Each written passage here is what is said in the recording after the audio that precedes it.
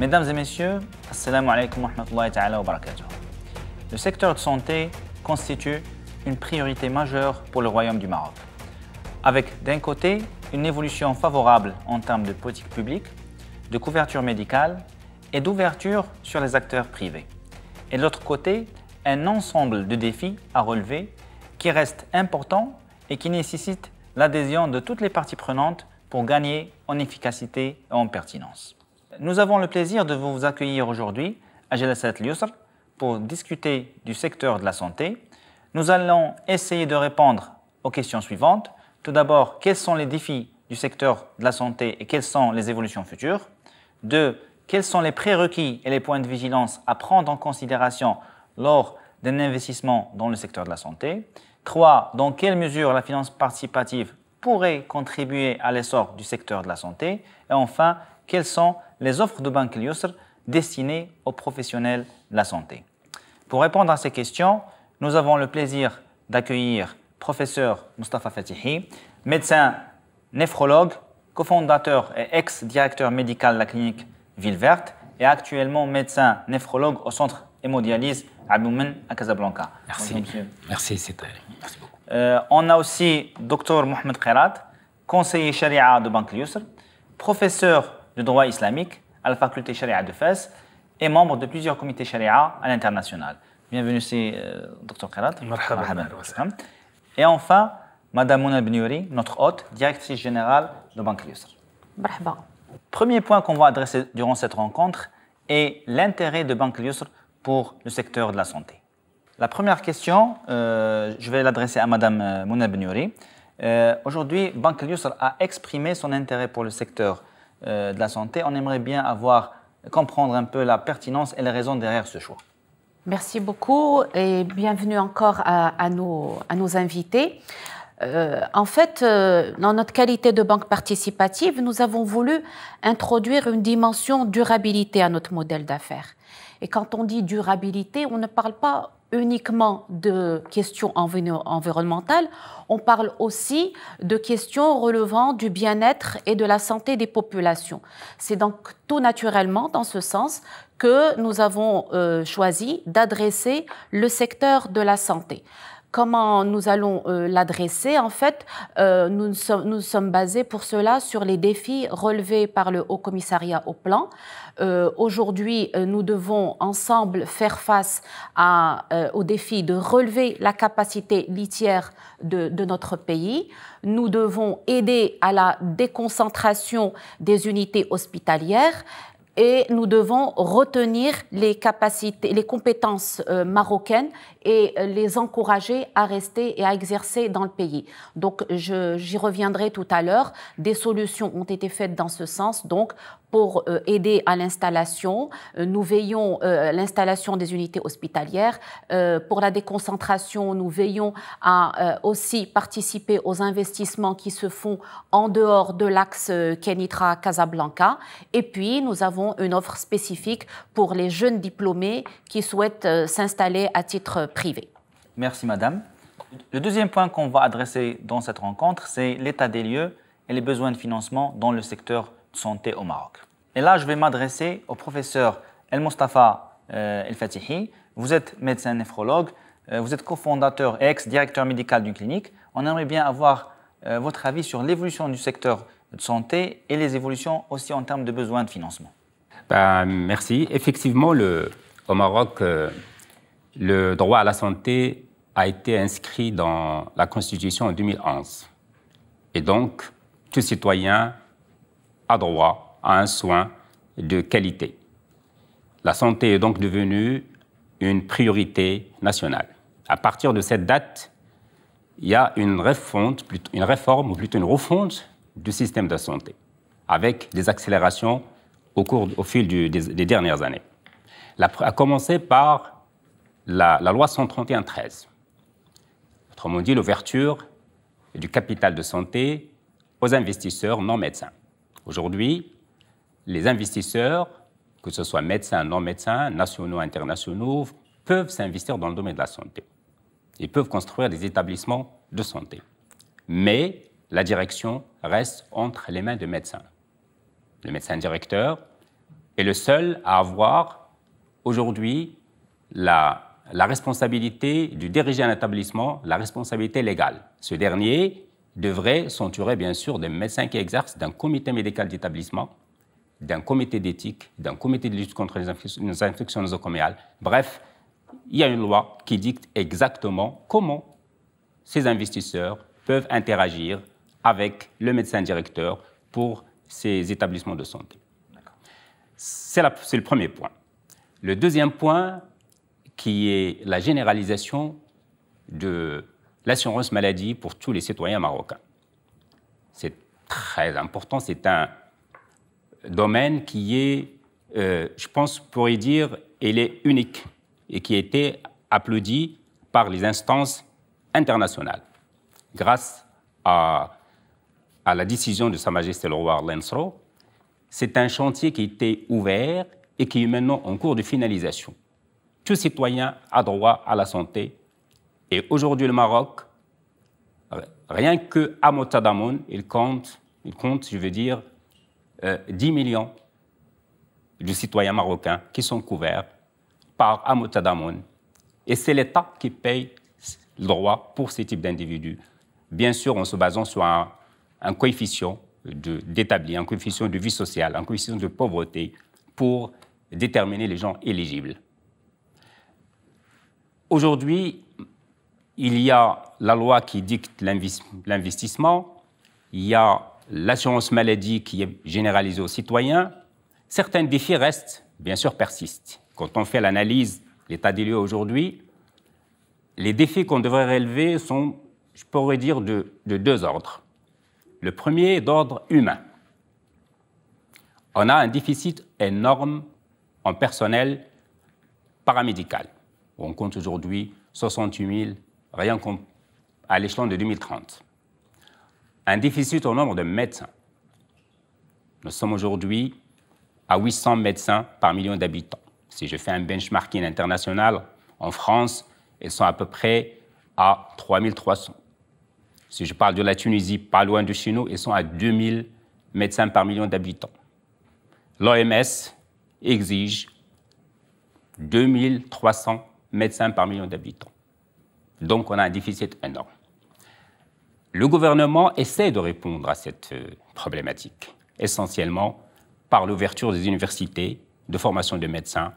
Et maintenant, on compte à peu près des universités de médecine dans presque toutes les régions du Maroc. Je dis publiques. Et en même temps, des universités privées.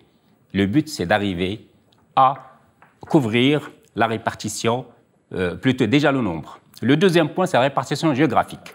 On était critiqué par les disparités régionales, la couverture régionale en termes de médecins. Effectivement, en dehors de l'axe Casarab à Marrakech et maintenant Fès, Tanger, le reste du Maroc, on note un désert médical, si je peux. Et donc, le Maroc a élaboré ce qu'on appelle les directions, ou plutôt les groupements sanitaires territoriaux. Autrement dit, chaque région, maintenant, va être dotée par son hôpital universitaire et ses départements de santé et qui agissent de façon autonome pour couvrir les citoyens dépendants de cette région. C'est une idée de génie, c'est innovant, mais c'est la seule manière de garantir la répartition géographique au niveau du Maroc. Merci, professeur. Donc, qui dit investissement, dit financement. Et donc, je reviens à Mme Benyouri pour lui poser la question. À votre avis, quels seraient les défis aujourd'hui de ces infrastructures de santé, surtout du secteur privé, en termes de financement? Alors, je n'ai pas la prétention de vous donner tous les défis du secteur de la santé, mais je vais vous parler de mon expérience pour avoir pendant des années accompagné l'installation d'unités hospitalières privées. Les difficultés, les premières difficultés, c'est qu'un médecin, quand il décide l'installation, ce n'est pas un professionnel de la finance. Donc, il y a des points qu'il peut omettre. Ces points concernent, par exemple, j'y reviendrai, des besoins qui lui échappent, mais surtout, là où il a vraiment besoin d'être accompagné, c'est dans l'établissement de son business plan. Souvent, bon, il y a des hypothèses qui sont mises en place, mais on ne va pas dans la finesse suffisante pour nous assurer que de donner en tout cas à ces hypothèses la garantie qu'elles vont se faire dans ces dimensions et ces proportions-là. Je m'explique, quand on monte un business plan d'une clinique, eh ben, il faut aller spécialité par spécialité, acte par acte, aller dans le nombre de patients, la capacité, le taux d'occupation par rapport à la capacité globale. Tout ça, c'est beaucoup de détails et c'est beaucoup d'accompagnement. Nous ne pouvons pas le faire tout seul. Ce que nous pouvons donner, c'est des templates que le médecin lui-même nous aide à remplir, mais nous l'orientons. Comme ça, il a une idée claire des capacités de cette clinique. Et l'endettement est en tout cas ajusté en conséquence pour ne pas alourdir l'unité dès le lancement, parce que les choses peuvent se faire crescendo dans le temps. Ce qui est important aussi, et ce que parfois les gens oublient, c'est de considérer tous les besoins qu'il va falloir couvrir avant le lancement effectif de la clinique. Alors, une clinique, avant de démarrer, elle a besoin déjà de recruter, elle a besoin de tester les machines, elle a besoin des fois, quand c'est pas en propre, de payer du loyer. En tout cas, il y a énormément de besoins pré-lancement ou vitesse de croisière, on va dire. En tout cas, le début des rentrées, des fois, parce qu'il y a un décalage. Aujourd'hui, avec la généralisation de l'AMO, vous faites la prestation et vous attendez d'être remboursé par la suite. Donc, il y a un décalage de trésorerie dont il va falloir tenir compte. Il y a de la matière à acheter. Tout ça, c'est des choses qu'il ne faut pas perdre de vue au démarrage, au risque de déséquilibrer le projet dès son lancement. Et donc, voilà, nous l'aidons à voir plus clair. Nous pouvons aussi l'orienter vers nos partenaires, par exemple des bureaux d'expertise qui l'accompagnent dans le choix de sa forme juridique, qui l'accompagnent dans la mise en place d'un pacte d'actionnaires. Ce pacte, en fait, tout à l'heure, on a bien dit que la loi cernait toute l'activité médicale en propre et que bon, c'était bien réglementé. Mais il y a toute la partie financière qu'il va falloir prévoir pour éviter toute perturbation de l'activité et pour régler à l'avance les problèmes financiers qui peuvent intervenir, les conflits entre associés, des conflits financiers.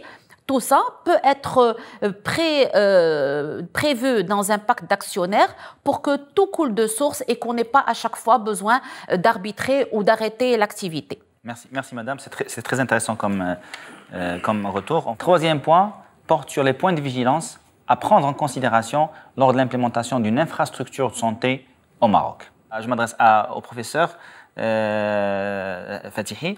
Est-ce qu'il y a d'autres éléments à prendre en considération pour assurer cette durabilité, cette pérennité des infrastructures de santé au Maroc? Effectivement, il y a deux choses. Il y a l'installation d'un établissement de santé et la durabilité et la pérennité de cet établissement de santé. Quand on fait un établissement de santé, ce n'est pas pour 5 ans, c'est pour une vie. C'est fini les cliniques qu'on faisait avant et qui, au bout de 5 ans, tout à fait, maintenant c'est un établissement de santé qui est pérenne, qui est durable, et donc il se base sur une analyse de gestion financière faite par des spécialistes, non pas par des médecins, mais le côté médical, il est bien géré. C'est pour ça qu'il y a un comité médical d'établissement qui se réunit et qui dicte l'évolution de cet établissement de santé au fil des années. Et donc, il est obligé, ce comité médical d'établissement, de se réunir tous les 6 mois à une année, normalement 3 mois, 6 mois, une année, avec un PV de réunion et qu'ils transmettent au médecin directeur le besoin de l'établissement. Et le médecin directeur discute avec les financiers, avec le directoire administratif pour les besoins. Donc c'est comme ça, c'est ce que stipule la loi au Maroc. Effectivement, certains défis persistent au Maroc. Les efforts ont été faits, aussi bien en public qu'en privé, les CHU dans toutes les régions, l'amélioration des hôpitaux, la création de de pas mal de groupes d'investissement maintenant qui se sont donnés à la santé. On les voit devant nous, essentiellement dans les grandes villes, mais maintenant aussi dans les villes un peu relativement périphériques. Mais ce n'est pas suffisant. Les chiffres sont très parlants. Aujourd'hui, en termes de lits d'hospitalisation, on sont à peu près à 1400 lits par million d'habitants. Je compare toujours avec en France, elles sont à peu près à 6000 lits par million d'habitants. La Tunisie n'est pas loin de nous, ils sont à 2000 par million d'habitants. Donc, il y a un déficit qui est énorme en termes d'infrastructures, en termes d'établissements de santé. J'ai parlé tout à l'heure de la répartition géographique qui est bien édictée par le gouvernement, mais aussi le nombre d'hospitalisations et le nombre d'infrastructures. Et ça nécessite l'accompagnement des financiers. Donc, c'est fini le médecin qui discute avec son épouse pour déterminer, pour faire une clinique et une gestion, comme il gère une maison. Non. Maintenant, un établissement de santé est géré de façon professionnelle. Les médecins font leur travail, les gestionnaires et les financiers font leur travail. Et c'est ce qui fait que cet établissement devient pérenne, durable.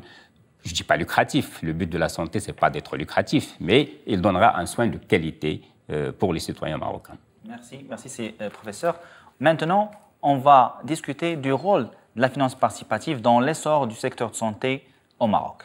السؤال موجه للدكتور محمد قيراط. دكتور قيراط، أنتم اليوم المستشار الشرعي لبنك اليسر واللي العديد من المؤسسات المصرفية التشاركية في دول أخرى.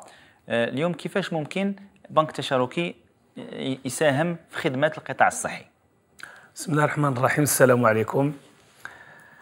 إذا سمحتي لي سي الطاهري أنني نبدي بواحد المقدمة ضرورية، أن الحديث عن فقه المعاملات هو حديث عن فقه الخواص، هو علم خاص، وليس من حق أي أحد أن يحلل أو أن يحرم كيفما يشاء. هذه وظيفة حصرية للعلماء المتخصصين. والله عز وجل يقول: ولا تقولوا لما تصف ألسنتكم الكذب هذا حلال وهذا حرام لتفتروا على الله الكذب. فهذا تنبيه وتحذير للذين يتحدثون ويحللون في وسائل التواصل الاجتماعي ويحرمون، فلا بد من وقف هذا الأمر. كما الأطباء يشرحون ويحللون وهذا تخصصهم، أيضا العلماء يحللون ويشرحون في النصوص الشرعية وهذا تخصصهم. هذه النقطة الأولى. النقطة الثانية، احنا كنهضروا على واحد المرجعية شرعية. هذه المرجعية الشرعية من الوظائف الحصرية للجنة الشرعية للمالية التشاركية التابعة للمجلس العلمي الأعلى. هذه اللجنة الشرعية كتصدر الآراء بالمطابقة أو الفتاوى أو المعايير أو الضوابط بناء على دراستهم للفقه الإسلامي ومقاصد الشريعة، وهذه المرجعية منفتحة على كل المذاهب الإسلامية المختلفة والاجتهادات المعاصرة المعتبرة. هذه اللجنة لما قلنا بأنها تابعة للمجلس، هذا المجلس العلمي الأعلى يرأسه أمير المؤمنين جلالة الملك نصره الله. هذا كيدل على واحد الحاجة في غاية الأهمية، أن مؤسسة مالية دستورية مستقلة. ولهذا الإخوة اللي في اللجنة الشرعية عندنا في المغرب ما كياخذوا لا راتب ولا مكافأة من أي مؤسسة مالية تشاركية، وما كياخذوا أي مقابل على عملهم من البنك المركزي أو من وزارة المالية أو من الهيئة المغربية للسوق الرأسمال.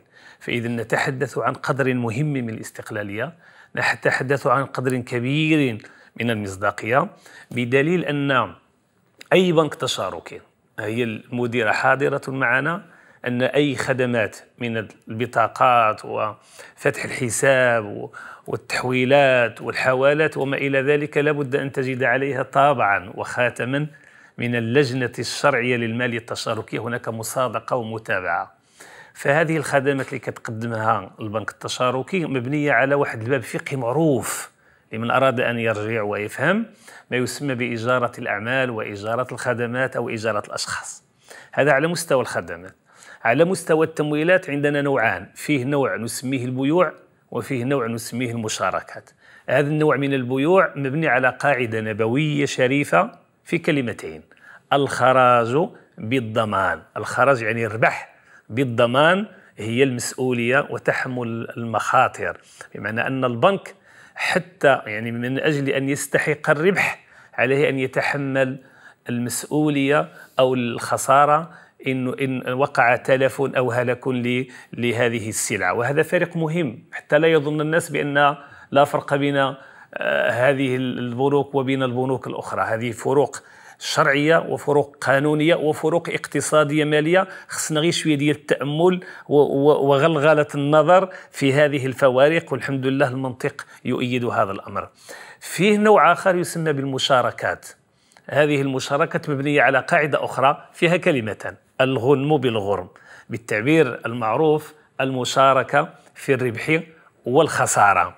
والحمد لله يعني بدأت البنوك أنها تهتم بهذا النوع من المشاركات. فإذا عندنا مصداقية. أيضا يضاف إلى هذا أن هناك رقابة شرعية من اللجنة الشرعية التابعة لمجلس الأمين الأعلى من خلال وسيلتين: وسيلة وظيفة التقي داخل البنك، يعني أي بنك تشاركي إلا وملزم قانونا أنه يدير واحد الوظيفة، واحد الإدارة، واحد القسم لها مدير فيها موظفون كي يتبعوا العمل اليومي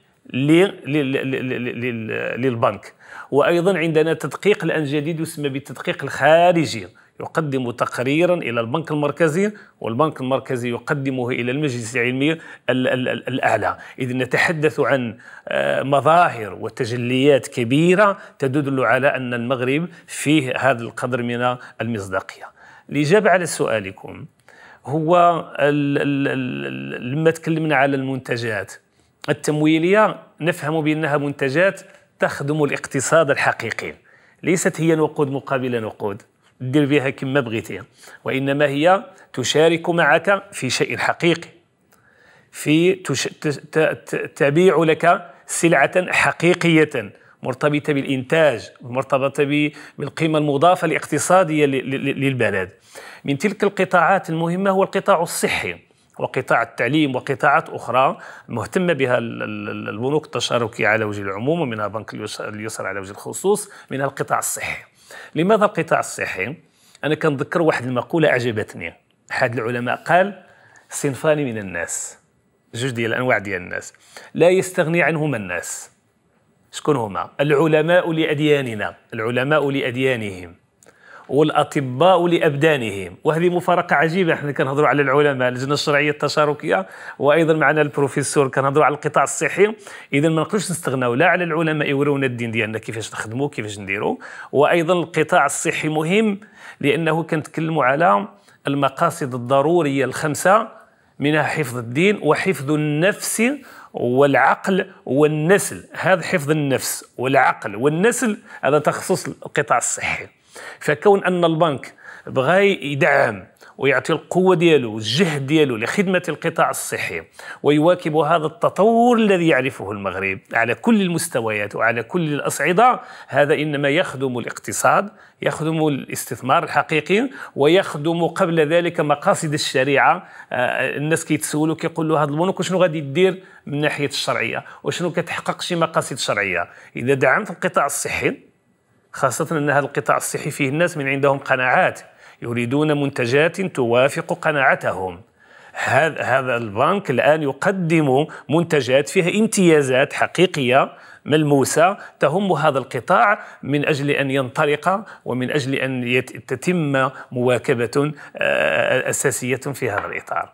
شكرا دكتور. إذن نسجلوا نقطتين أساسيتين في المداخلة ديالك. النقطة الأولى هي أنه من ناحية مقاصدية فالبنوك التشاركية ملزمة أنها تساهم في قطاع حساس اللي هو القطاع الصحي، نظرا للضرورة ولأنه يحقق بعض الكليات ديال الشريعة الإسلامية، وأيضا يحافظ على استقرار المجتمع. شفتوا التجارب ديال كورونا وقع فيها واحد القدر من الخلل، واحد القدر من التشويش، واحد القدر من الاضطراب على مستوى السياسي والاقتصادي والمالي إلى آخره.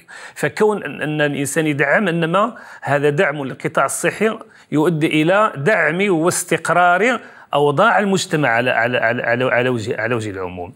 نعم. النقطة الأولى هي هذه، هي ديال المسألة ديال من الناحية المقاصدية، وأنها هذه البنوك هي مدعوة إن لم تكن ملزمة بالمساهمة في القطاع الصحي نظرا لحساسيته ونظرا لأهميته في الدول. نعم. والمسألة النقطة الثانية هي أنه هذه البنوك عندها الآن الآليات الضرورية من منتجات ومن خدمات باش تخدم هذا القطاع الصحي، وهذا الشيء كله ما يعززه هو المصداقيه الشرعيه والمصداقيه ديال البنوك التشاركيه وديال الصناعه ككل عن طريق المرجعيه الشرعيه الموحده والاستقلاليه ديال الهيئه التي وانا احييك انك ذكرت كلمه مهمه، هي الهيئه الشرعيه الموحده.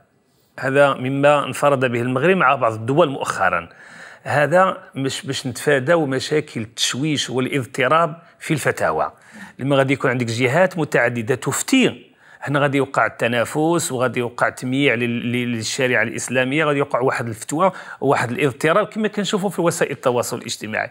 كون ان هيئه فيها علماء معينون بظهير ملكي ومشهود لهم بالعلم ومعروف على مستوى المغرب وعلى مستوى الدول ايضا، وعندهم قدر كبير من الحمد لله من الثقه ومتوسم فيهم الخير وعندهم كبير من العلم، هذا كله كيخلي لان الاستقرار في الفتاوى هي استقرار للنظام المالي وللصناعه الماليه الاسلاميه، باش حتى الدوله ديال المغرب انها تستطيع ان تتابع وان تواكب ما دامت الامور تسير سيرا واضحا. شكرا دكتور. مرحبا. تكلمت على المنهجيه المقاصديه والمنهجيه ديال المصداقيه. Nous en arrivons aux offres de santé de Banque Al-Yusr. Madame Benouri, en tant que banque participative, qu'avez-vous prévu pour vous positionner sur le secteur de la santé? Effectivement, quand Banque Al-Yusr a décidé d'adresser le secteur de la santé, nous avons veillé à élaborer une offre adaptée aux attentes des professionnels de la santé. Qui dit offre adaptée dit démarrer par les attentes, et donc nous avons mené des enquêtes auprès de ces professionnels de la santé, ceux installés à titre privé comme ceux exerçant dans des unités hospitalières et donc des laboratoires, des cliniques. Et ce qui est ressorti comme attente forte est le financement. Il nous fallait donc mettre en place des solutions de financement. Je dis solution parce qu'une solution n'est pas forcément un contrat.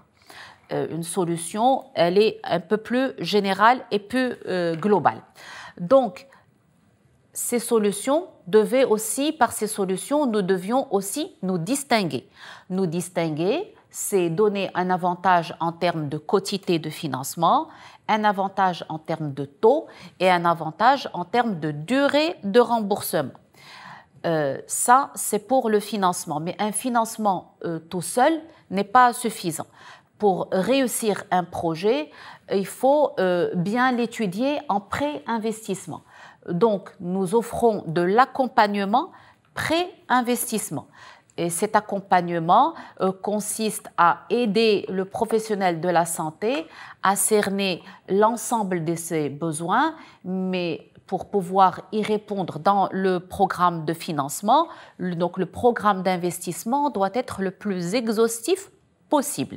Et sur le programme de financement, il doit intégrer l'ensemble de ses besoins, y compris, et j'ouvre une parenthèse, nous en avons parlé tout à l'heure, y compris les besoins en fonds de roulement. Ça, c'est très important, parce que souvent, nous omettons ce point-là qui risque d'être compromettant pour le projet. Il faut absolument tenir compte de tout ce que devra payer une unité avant de pouvoir qu'elle puisse encaisser de manière normale et avant qu'elle rentre en pré-vitesse de croisière. Donc les salaires, il y a beaucoup de choses, la matière première qu'elle achète, tout ça. Alors, il y a des produits, il y a des besoins que nous ne pouvons pas adresser directement aujourd'hui. Typiquement, tout ce qui n'est pas tangible aujourd'hui ne peut pas être financé par les banques participatives. Mais comme il y a de l'autofinancement, nous avons le moyen de réserver l'autofinancement pour une partie et de faire face à tout le reste. Et bientôt, nous pourrons, les services seront intégrés dans nos capacités, seront en tout cas intégrés dans nos solutions de financement, parce que nous attendons pour bientôt la validation du contrat Murabaha Service. Donc, j'ai dit, je récapitule pour ne pas... le financement est une attente forte. Financement vie privée, financement professionnel.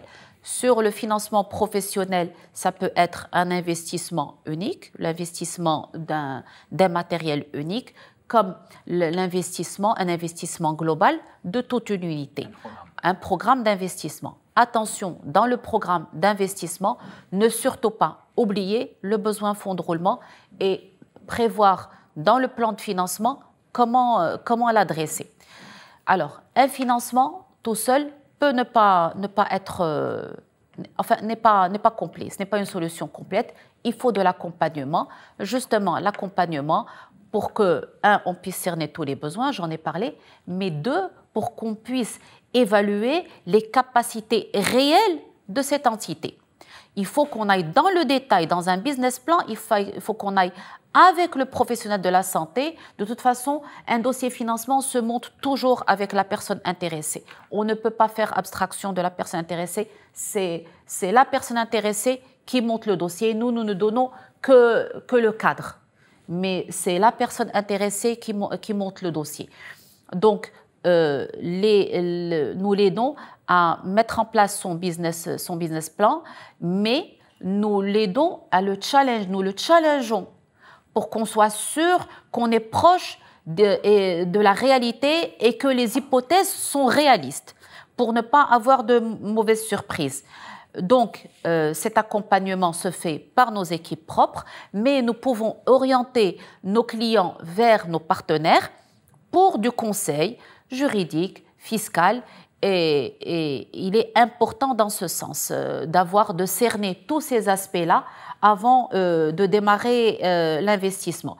Alors, donc, le financement, l'accompagnement, mais la banque au quotidien aussi. Nous avons mis en place des packs de produits pour répondre à chaque structure, à chaque catégorie de besoins, le besoin personnel ou les besoins professionnels, en fonction des structures. Et enfin, nous avons voulu que chaque professionnel de la santé vive une expérience fluide avec nous. Et donc, nous avons revu nos process, nous avons élargi les délégations, décentralisées, pour qu'on puisse monter des dossiers dans des délais très raisonnables et répondre aux besoins dans des délais très raisonnables. Voilà. J'avais insisté tout à l'heure sur les défis à relever en termes de manque de médecins, mais surtout en termes de manque aussi d'infrastructures de santé. Et c'est un défi majeur et qui a besoin d'un financement et d'un accompagnement. Une question qui me vient à l'esprit, vu que ces banques participatives sont relativement jeunes sur le marché, est-ce qu'ils ont actuellement l'expérience et l'expertise d'accompagner ces professionnels de la santé? Alors, en fait, l'appréhension aujourd'hui, nous avons l'expérience et notre notoriété, je parle de Banque Al Yousr, sont telles qu'aujourd'hui, en termes de financement, nous n'avons plus à faire nos preuves. Nous sommes installés comme la banque spécialiste de financement des entreprises. Et ça, c'est un fait avéré. Nous avons des taux de satisfaction très élevés de nos clients. Et aujourd'hui, les solutions dont j'ai parlé tout à l'heure sont claires et prouvent qu'on a fait le tour pour être sûr d'accompagner de manière optimale l'investissement. Mais vous me faites penser à une objection qu'on avait eue lors des entretiens. L'appréhension des professionnels de la santé porte sur notre capacité à accompagner au quotidien. Ils pensent qu'une banque participative n'a pas encore les moyens de les accompagner dans leur activité courante. Est-ce que oui ou non on fait les prélèvements CNSS? Est-ce que oui ou non on paye, il peut payer directement la DGI? Est-ce que oui ou non on peut faire des virements de masse? Est-ce que tout ça, beaucoup pensent que la banque participative ne peut pas encore faire ça. Je leur dis, aujourd'hui, vous avez ces services, des fois gratuitement, dans les packs. Et les services sont complets pour le traitement global de l'activité, de votre activité courante avec les banques. C'est révolu.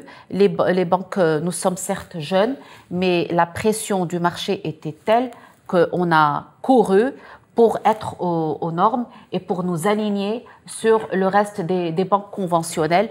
Aujourd'hui, nous n'avons rien à envier au reste des banques conventionnelles et ceux qui viennent chez nous sont de surcroît en apaisement et dans le respect et exercent cette activité financière dans le respect de leurs convictions propres. Et pour la finance pure, alors là, la finance, est-ce que vous êtes concurrentiel sur le plan concurrentiel, sur le plan rentabilité économique?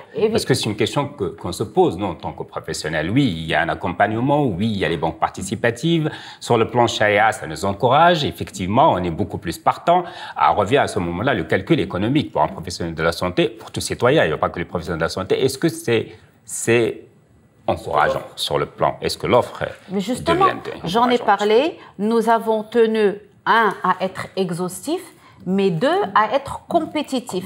Donc, nous avons démarré d'un benchmark, comme le font toutes les banques, avant de sortir une offre, et nous avons fait en sorte d'être compétitifs et de donner les meilleures conditions pour être attractifs, parce que nous voulons travailler avec ce secteur-là de la santé. Avec la même prise de risque ou plus de prise de risque que les autres, si je devine. Il y a plus de prise de risque. Évidemment, il y a plus de prise de risque dans une banque participative que dans une banque conventionnelle. Merci. Merci. Parfait.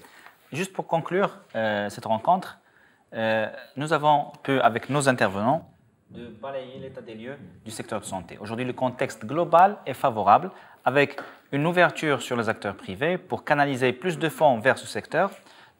Avec la généralisation de la couverture médicale et puis avec un ensemble de politiques publiques pour upgrader, pour améliorer l'état des lieux et les indicateurs en termes de capacité, de concentration et de rétention de compétences. Bien sûr, avec nos intervenants, nous avons pu aussi comprendre que l'investissement reste le seul moyen pour améliorer ces indicateurs. Et donc, qui dit investissement dit besoin en termes de financement. Et Banque Al-Yusr a compris cette équation et elle a créé, ou bien elle a lancé une initiative globale qui vise à servir le secteur de santé avec une offre articulée autour de 3 éléments. Tout d'abord, un financement approprié, une offre de financement et de services appropriés. 2, l'accompagnement complet qui couvre aussi bien les aspects de gestion, les aspects de vision stratégique, les aspects liés au montage financier. Et enfin, pour réaliser l'impact, pour aider ces structures de santé à réaliser de l'impact et durer dans le temps pour servir le secteur de santé à l'échelle nationale. Avant de clôturer cette rencontre, j'aimerais donner un dernier mot à mes intervenants. Je commence avec Mme Bignouli. Un dernier mot pour pouvoir clôturer cette rencontre.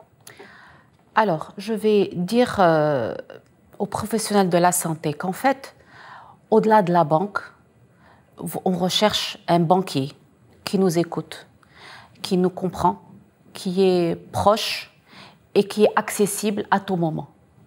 Et ça, c'est la consigne chez nous. La proximité et l'écoute sont des valeurs fortes chez nous. Les solutions, donc, parce que quand vous avez un problème et que on vous répond rapidement à ce problème, déjà, ça c'est un énorme soulagement parce qu'on sait que vous n'avez pas de temps à perdre. Ça, c'est une recommandation forte. Quand j'ai dit que nous avions revu nos process et fait en sorte que l'expérience soit la plus aboutie possible, je pensais aussi à cela. Après l'investissement, après dans le courant des choses, nous devons rester proches de nos clients, nous devons rester à l'écoute, nous devons être le plus rapide possible, le plus réactif possible, parce qu'ils n'ont pas de temps à perdre et parce qu'ils peuvent allouer leur temps à des choses qui ont beaucoup plus de valeur. Donc, au-delà de la banque, nous sommes fiers des banquiers que nous avons, à Banque Al-Yusr. Ça, c'est la première des choses. Deux, l'offre a voulu être la plus complète possible pour donner le plus de chances possible à tous les projets d'aboutir. 3. Aujourd'hui, grâce aux aides gouvernementales ou les politiques gouvernementales, nous avons beaucoup d'aisance à aller vers des régions que ne touchaient pas avant. Parce que, qu'on le dise, on reste financier. L'investisseur aussi, il est médecin, mais il est financier. Il ne peut pas mettre le fruit de son épargne ou le fruit de son labeur dans un projet qui est condamné à mourir. Ce n'est pas possible et ce n'est pas rationnel. Aujourd'hui, avec la couverture généralisée, un médecin d'une région issue d'une région éloignée peut penser à revenir à sa région, créer une unité. Nous sommes là pour l'accompagner parce que nous savons qu'il y a des garanties grâce à la couverture médicale généralisée que l'activité pourra faire face à tous les besoins de fonctionnement de cette clinique. Et ça, c'est très important. Merci, madame. Dernier mot, professeur. En fait, c'est dans l'évolution et dans l'orientation globale du pays, ce que vous dites, c'est la vision de Sa Majesté Lancelot, c'est la couverture totale du royaume. Et donc, la création des groupements sanitaires territoriaux, c'est dans cet objectif. Toutes les régions, il n'y a pas que Casa Centre, il y a 12 régions du Maroc et toutes les régions doivent être couvertes sur le plan sanitaire. Et donc, il nécessite un accompagnement financier par des gens de la finance. Moi, je dirais que, pour conclure, que le défi, il est énorme.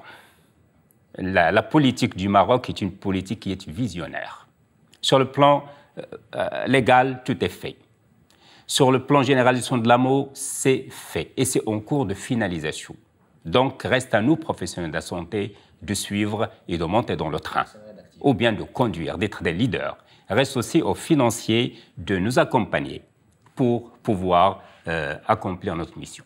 Merci, professeur. كلمة أخيرة دكتور قيراط. الكلمة الأخيرة هو البنوك التشاركية هي بنوك مستقلة من الناحية القانونية ومستقلة من الناحية المالية من الناحية الإدارية ومن ناحية المحاسبة أيضا.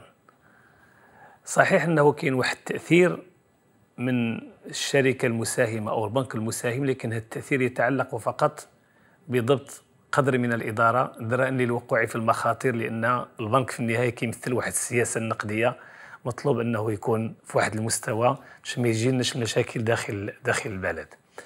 النقطة الثانية أن كما قالت مدام منى أن البنك مستعد ليسمع لاحتياجات الزبون ونشوفوا جميع الحلول الممكنة، حتى داكشي اللي توالف كيديروا قبل 20-30 عام غادي يلقاها بنفس الطريقة مع أنها مطابقة للشريعة. أيضا البنك ومن حق الزبون أنه يستمع إلى الأدلة الشرعية وإلى الشرح الشرعي التفصيلي، هذا الشيء اللي مقبل عليه واش مطابق ولا غير من أجل أن زيادة في الاقتناع. والبنك مفتوح لهذا، فيه وظيفة تقييد، فيه مستشار منفتح، ويعني في أي وقت أنه يجاوب على الأسئلة ديال الناس بأجوبة علمية منطقية بلغة مفهومة. فهذه النقطة الأخيرة إذا سمحتي الدكتور الطاهري، أن في المغرب المجلس العلمي الأعلى غير ما يظن الناس بأنه راه جاب هذاك الشيء كله من المشرق وأن كاين واحد المرونة. احنا في المجلس العلمي الأعلى هو كاين ماشي كاين واحد القسوحية نقدروا نقولوا، واحد الصرامة في عدد من المسائل اللي كتدار في الشرق والغرب. منها أننا احنا نصينا في المنشور ديال الصادر من البنك المغربي المصادقة على المجلس الأعلى، نصينا على بيع العينة ممنوعة، نصينا على الليزباغ ممنوع، نصينا على الطرق المنظمة ممنوع، نصينا على كل شيء يؤدي إلى ربما إلى الوقوع في أخذ ما لا ينبغي أخذه من الفوائد، لأن القانون البنكي واضح أنه لا يجوز لأي بنك تشاركي أنه يتعامل بالفوائد أخذا أو عطاء. شكرا دكتور محمد قيراط، أستاذ مستشار شرعي البنك اليسر وأستاذ الفقه في كلية الشريعة بفاس ومستشار عدد من الهيئات الشرعية على المستوى الدولي. ميرسي بروفيسور مصطفى فاتحي، médecin néphrologue, cofondateur ex directeur médical de la clinique Ville Verte, actuellement médecin néphrologue au centre hémodialyse Abnou à Casablanca. Merci Madame Mouna Bniouri, directrice générale de Banque Youssef. Merci à vous tous et à la prochaine.